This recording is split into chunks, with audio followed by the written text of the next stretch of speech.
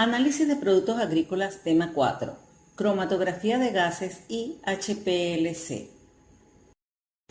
En el tema anterior, estudiamos los procesos cromatográficos como métodos de separación y vimos cómo clasificarlos de acuerdo con diferentes criterios.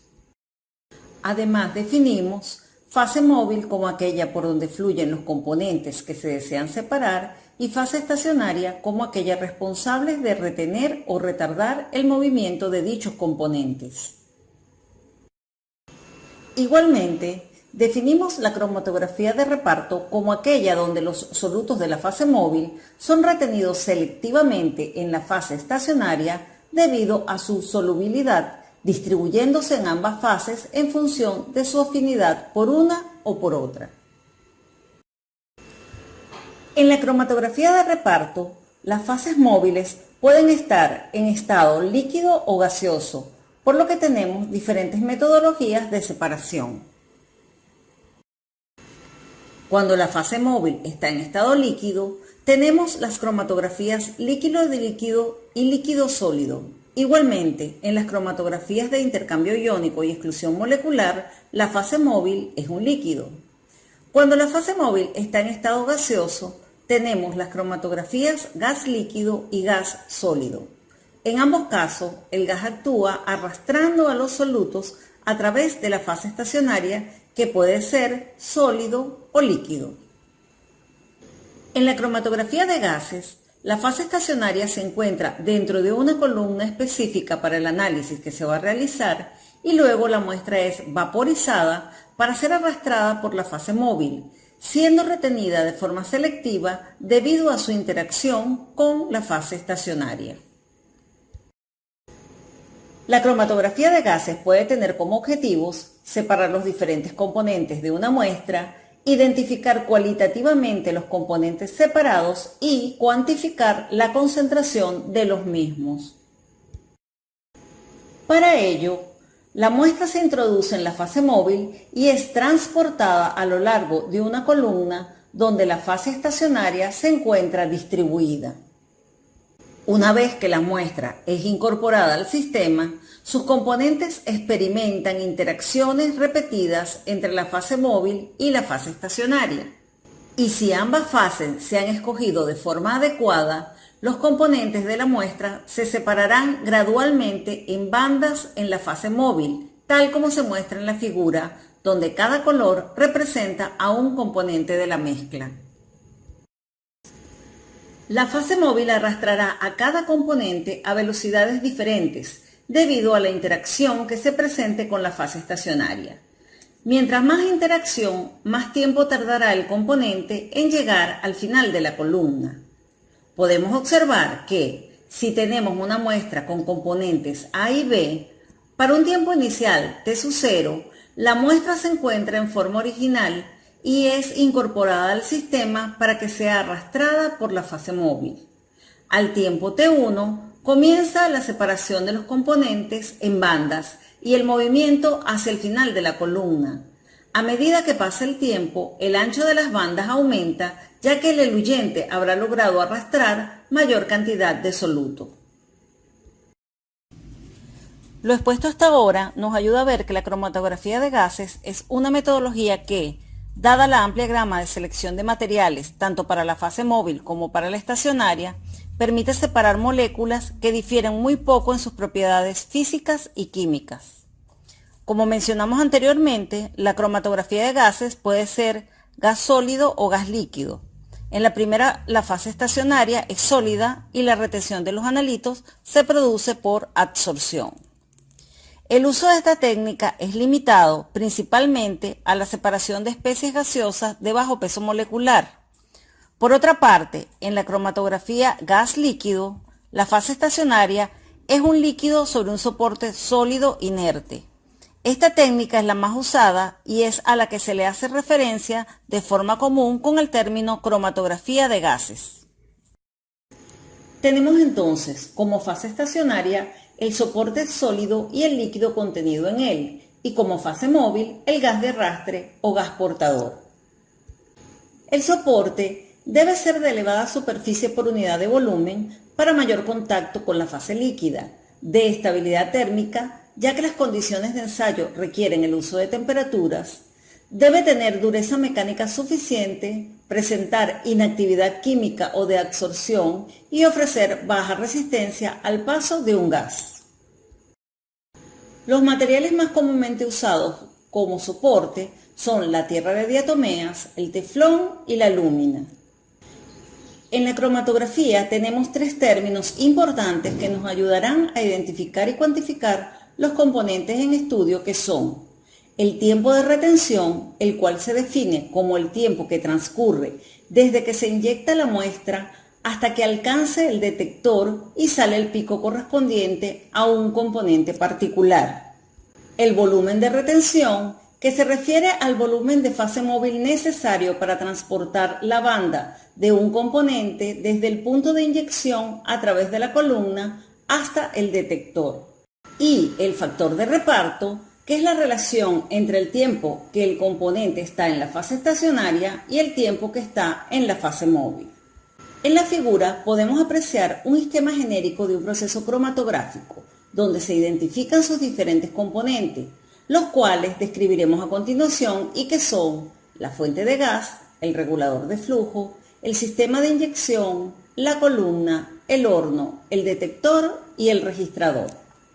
La fuente de gas suministra el material que actuará como fase móvil. El mismo debe ser inerte para evitar interacciones, capaz de minimizar la difusión gaseosa, encontrarse disponible fácilmente, estar puro y seco, ser económico y adecuado al detector a utilizar. Los gases más utilizados son hidrógeno, mezclas de argón y metano, helio y nitrógeno. La decisión de cuál usar dependerá de las características de la muestra a analizar, de la columna empleada, del tipo de detector y de cuál sea la fase estacionaria con la que se trabaje. El regulador de flujo es un dispositivo que se encuentra a la salida de la fuente de gas y que permite regular el flujo del mismo que pasará al resto del sistema. Usualmente se utilizan flujos entre 25 a 150 mililitros por minuto de caudal, dependiendo del caso. Hay diversidad de modelos en función de las características del equipo. El sistema de inyección vaporiza la muestra para incorporarla a la corriente del gas portador, calentando a una temperatura superior al punto de ebullición del soluto menos volátil. Consiste en una cámara que, calentada con unas placas calefactoras, alcanza la temperatura deseada. La muestra es inyectada por una jeringa a través de un elemento flexible denominado septum con el fin de evitar fugas. La muestra se vaporiza en la cámara por efecto de la temperatura y es arrastrada por el gas portador hasta la columna. La columna es un elemento de forma tubular que contiene a la fase estacionaria. Dependiendo del análisis a realizar, la columna puede tener diferentes longitudes, diámetros o estar elaborada de diversos materiales, tales como cobre, aluminio, acero inoxidable, vidrio o teflón. La fase estacionaria se puede encontrar de forma empacada en todo su diámetro o distribuida en forma de capilar. También puede estar constituida de diferentes compuestos en función de los objetivos perseguidos por la investigación, por lo que tenemos una metodología muy versátil. La eficacia de la columna dependerá de su longitud, diámetro, el tamaño de las partículas de relleno, la naturaleza de las fases, la cantidad de fase estacionaria, la temperatura de trabajo, la velocidad del gas de arrastre, la cantidad de muestra inyectada, el material de fabricación y el enrollado de la misma. Se puede estimar la eficacia de la columna haciendo uso de la teoría de los platos teóricos, que supone a la fase estacionaria constituida por una gran cantidad de platos distribuidos a lo largo de la columna y donde cada uno de los componentes se encuentra en equilibrio. Esta teoría no es muy exacta, pero es un método sencillo de estimación de la eficacia. El número de platos teóricos se obtiene por la expresión mostrada en la imagen, donde TDR es el tiempo de retención y WB es el ancho de la base del pico de la lectura correspondiente al material en estudio. Otro factor relacionado con la eficacia de la columna es la altura equivalente de un plato teórico, que resulta de dividir la longitud de la columna entre el número de platos teóricos. En la tabla se muestran los criterios para la estimación de la eficacia de la columna en función de los términos mencionados, pudiendo clasificarse como excelente, buena, justa o dudosa. El horno contiene a la columna cromatográfica y la lleva a la temperatura de trabajo, manteniéndola estable. Se puede calentar a temperatura constante o por gradientes. Los gradientes implican diferentes temperaturas, las cuales se mantienen constantes durante un tiempo determinado. Se programa en función de las diferencias en volatilidad de los componentes de la mezcla y aplica cuando las mezclas son muy complejas. El detector mide la modificación de la concentración de un compuesto que es eluido en el seno del gas portador a la salida de la columna, produciendo una señal estable cuando solo pasa gas de arrastre y diferentes cuando pasa un componente de la mezcla. Esta señal se traduce en un equipo adecuado y es el elemento de entrada para generar el cromatograma. Un detector debe tener alta sensibilidad, ofrecer una respuesta rápida a los cambios de concentración, generar un amplio rango de respuesta lineal, ser estable con respecto al ruido y deriva, tener baja sensibilidad a pequeñas variaciones de flujo, presión y temperatura, tener una señal que sea fácil de manejar y su mantenimiento debe ser sencillo. En función de la forma en que la señal es generada, existen diferentes tipos de detectores. Entre los más usados en análisis de alimentos están conductividad térmica, ionización a la llama, fotometría de llama y captura electrónica. El detector de conductividad térmica consiste en un dispositivo denominado catatómetro, cuyo funcionamiento se basa en los cambios en la conductividad térmica del gas ocasionados por la presencia de moléculas del analito. El sistema compara al material de la columna con una referencia y en función de las diferencias de conductividad térmica entre ambos se genera una señal eléctrica. Para ello utiliza un filamento caliente colocado en el flujo de gas. La cantidad de calor por conducción que pierde el filamento hacia las paredes del detector depende de la conductividad térmica de la fase gaseosa. Los filamentos suelen ser de alambre de platino, tungsteno, aleación níquel-cobalto y aleación tungsteno-renio. Un detector de conductividad térmica permite determinar la presencia incluso de pequeñas cantidades de materiales orgánicos que producen una reducción relativamente grande en la conductividad térmica del eluyente de la columna. En un detector de ionización de llama, la respuesta se produce como resultado de la combustión de los compuestos orgánicos en una pequeña llama de aire-hidrógeno con desprendimiento de iones carboxilo y electrones. Si aplicamos una diferencia de potencial entre el extremo del quemador y el cátodo colector, se genera una corriente eléctrica que, amplificada, constituye la señal analítica. Esta será proporcional al número de átomos de carbono por unidad de tiempo. Los detectores de fotometría de llama miden la emisión óptica procedente principalmente del fósforo y del azufre, por lo que es conveniente para detectar estos componentes. Cuando el eluido pasa por una llama con mezcla de hidrógeno y aire, los átomos excitados emiten una radiación característica que se puede aislar con un filtro y detectar con un tubo fotomultiplicador. Por último, en el detector de captura de iones, el gas que abandona la columna atraviesa un emisor de electrones, los cuales provocan su ionización. Al aplicar una diferencia de potencial, se crea una corriente eléctrica que constituye la señal.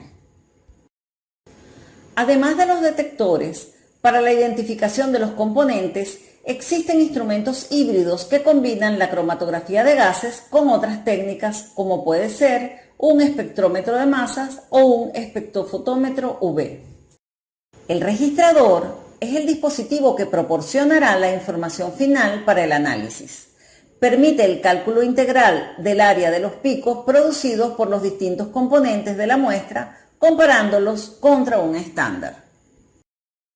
Ahora, En algunos casos, la vaporización de la muestra se dificulta, bien sea porque las sustancias son difíciles de volatilizar por sus altos puntos de ebullición o porque se degradan con la temperatura. En estos casos, es útil otra técnica que utiliza el fenómeno de reparto para la separación de componentes de una mezcla, como lo es la cromatografía líquida de alto desempeño, conocida como HPLC por sus siglas en inglés. Esta permite realizar separaciones dentro de un gran número de sustancias en un tiempo corto y se puede trabajar con sustancias poco volátiles o térmicamente inestables, obteniendo resultados cualitativos para identificación y cuantitativos para el cálculo de las concentraciones, al igual que en la cromatografía de gases. Las separaciones dependen de las dimensiones de la columna, la constitución química del material de relleno, el tamaño del grano, las características del poro y la composición del eluyente. El HPLC es muy versátil, por lo que se fabrican equipos con diferentes elementos en función de las necesidades específicas del centro de investigación. Al momento de adquirir un equipo con el fin de obtener el más adecuado, se debe especificar el mecanismo de inyección de la muestra, las características de la columna, el tipo de relleno, los eluyentes a utilizar y el tipo de detector. Un ejemplo de cromatograma es el mostrado en esta imagen.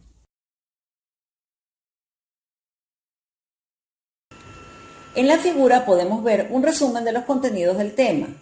Vimos que la cromatografía de reparto puede ser de gas o líquido dependiendo de su fase móvil. Que la cromatografía de gases puede ser gas sólido o gas líquido y que esta última es a la que comúnmente se le asigna el término cromatografía de gases. Mencionamos sus usos y definimos los términos tiempo de retención, volumen de retención y coeficiente de reparto. Estudiamos los componentes de un cromatógrafo, haciendo énfasis en el funcionamiento de la columna y su eficacia, así como en algunos tipos de detectores y su forma de operación. También mencionamos que la cromatografía puede formar sistemas híbridos con otras técnicas de análisis.